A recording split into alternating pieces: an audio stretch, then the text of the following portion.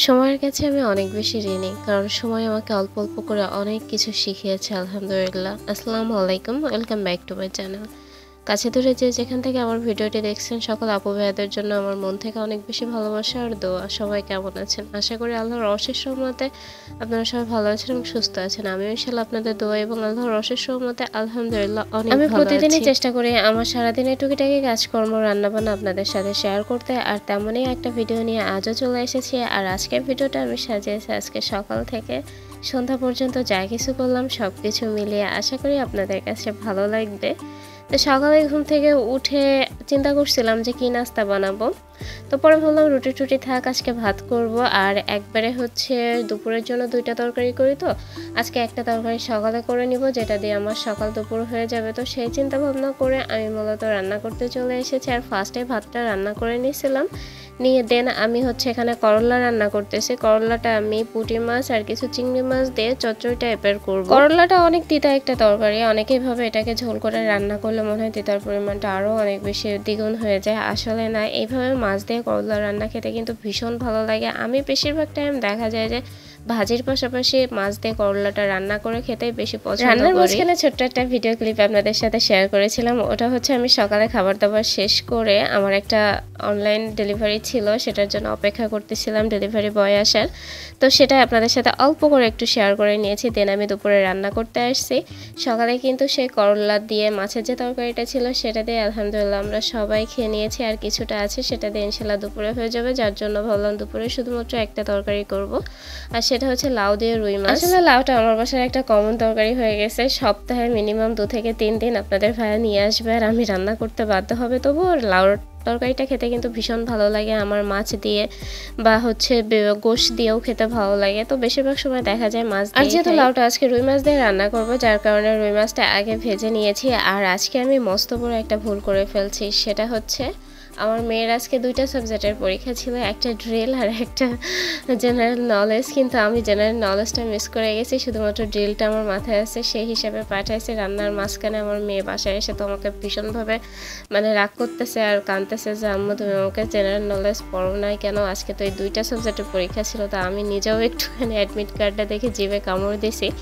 Admit কার্ডে ওদের রুটিনটা থাকে, তো সেই রুটিনটা দেখে আমি একটু জিভে কামড় দিয়েছি। যেহেতু ওদের 2য় সেমিস্টার পরীক্ষা, তারপরে আমি ওকে একটু বুঝ দিলাম যে আম্মু থাক, এখন তো আর ফাইনাল না, 2য় সেমিস্টার পরীক্ষা, ইনশাল্লাহ আস্তে আস্তে সামনের পরীক্ষায় ভালো করব। যদিও ভুলটা আমারই ছিল। আর লাউটা রান্না করার জন্য আমি মশলা টশলা সব কিছু কষিয়ে নিয়ে দেন লাউটা দিয়ে দিয়েছি। এখন লাউটা ভালো মতো কষিয়ে নিচ্ছে। আর লাউ থেকে প্রচুর পরিমাণে পানি বের হয়, সেটা আমরা সবাই জানি। আর এটা কিন্তু যে কদু টাইপের যে লাউটা হয় সেটাই ছিল, লম্বা লাউ না। দেন আমি ঝোলের পানিটা অ্যাড করে দিলাম। লাউটা কিন্তু এমন একটা জিনিস যেটা হচ্ছে রান্নার খুব বেশিক্ষণ আগে আপনারা কেটে রাখবেন না, একদম রান্নার মুহূর্ত টাইমেই লাউটা কেটে রাখবেন, তা না হলে কিন্তু লাউটা কসরা ধরে যায় অনেক আগে কেটে রাখলে। আমার মনে আছে, আরেকটা কথা, লাউটা অবশ্যই মোটা করে কাটতে হয়, কারণ আমি যখন ফার্স্টে শুরু করছিলাম আমার মনে আছে আমি লাউটা অনেক পাতলা করে কাটছিলাম যাতে খুব দ্রুত সেদ্ধ হয়ে যায়, কিন্তু লাউয়ের এমন অবস্থা হয়ে গেছিলো যে সেটা খাওয়ার মতো পরিস্থিতিতে ছিলাম না। তো আজকে আমার ম্যারিড লাইফের 12 বছর, তো এই 12 বছরের শুরুটা ছিল অনেক খারাপ।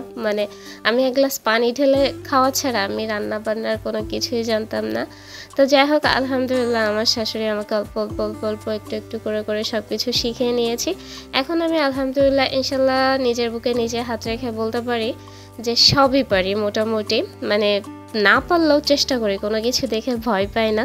তো এর ভিতরে আমি কিন্তু রান্নাঘরের একটা সাইড ক্লিন করে ফেলছি, কারণ রান্না করতে করতে দেখা যায় আমরা অনেক কাজ করে ফেলতে পারি। আর আজকে আমি সকাল সকাল ঘরের কোনো কাজেই হাত দিব না, আজকে আমি ঘরের কাজে হাত দিব হচ্ছে বিকালবেলা। যাই হোক, এর ভিতরে আমি কিন্তু মাছ দিয়ে দিয়েছি, আর মাছটা দিয়ে একটু নাড়াচাড়া দিয়ে দেন 5টা মিনিটের মতো আমি রান্না করে এটা নামিয়ে নিব।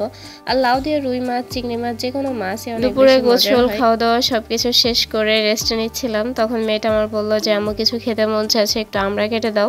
আমার অসুস্থতা শেষ হতে না হতে হয়তো বা মেয়েটাকে অ্যাটাক করবে, কারণ দুপুর থেকে দেখছি প্রচুর পরিমাণে হাসি আসতেছে ওর।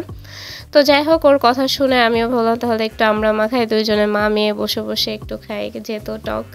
আর এই আমড়াগুলো অনেক বেশি মিষ্টি ছিল, টকের পরিমাণটা খুবই কম। এটা হচ্ছে আমার পাশের বাড়ির কাকিদের বাড়ির থেকে আর কি কিনে আনা। তো আমরা কিন্তু একটু কাসুন্দি মাখিয়ে খেতে, কাসুন্দি দিয়ে আর কি মাখিয়ে খেতে ভীষণ ভালো লাগে। যদিও ওই বোতলের কাসুন্দিগুলোতে আসলে ওইরকম ফ্লেভার বা স্বাদ থাকে না, বাসায় হাতে বানানো কাসুন্দির যে স্বাদটা থাকে। তারপরও নেই ঘরে আর কি করা, যেটা আছে সেটা দিয়ে কাজ চালিয়ে নিলাম। তো এই যে আমি আমার মেয়ে দুজনে বসে বসে টিভি দেখছি আর আমরাটা খাচ্ছি। আর এত বেশি মরিচ হয়েছিল কি বলবো, আমার রুহিমণি তো 2টা খায় আর 1 ঢোক পানি খায়। যদিও আমি বারবার করে নিষেধ করছিলাম যে আম্মু এটারও গ্যাস হবে, বেশি তুমি প্রয়োজন হলে ধুয়ে খাও বা খেও না, কিন্তু তারপরও তার কাছে মজা লাগছিল বিধায় ঝাল হলেও সে বারবার করে নিচ্ছিল।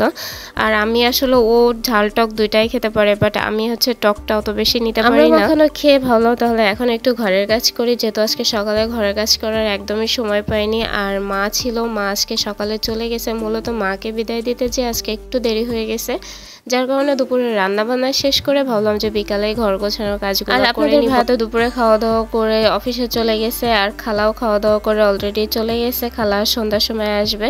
তো এইদিকে আমি হচ্ছে আলমারিতে কাপড় চোপড়গুলো উঠাই নিলাম, সোফাগুলো ক্লিন করে নিলাম। মানে আমাদের প্রতিদিনের যে কাজগুলো থাকে, যেগুলো আমাদের প্রতিদিনই করা লাগে, সকালে হোক বা বিকালে হোক বা সন্ধ্যায় হোক, এই কাজগুলো না করলে আসলে মনের দিক থেকে শান্তি পায় না।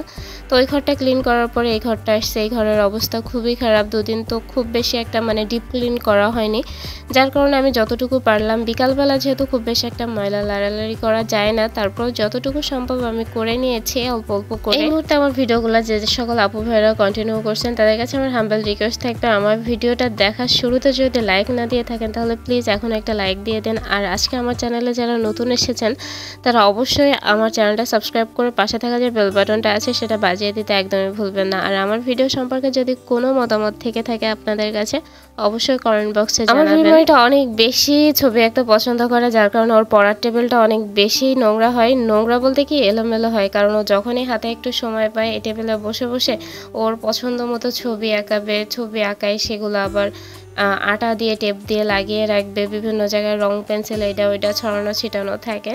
তো যাই হোক, ওর পড়ার টেবিলটা গোছগাছ করে দেন রান্নাঘরে চলে এসেছি।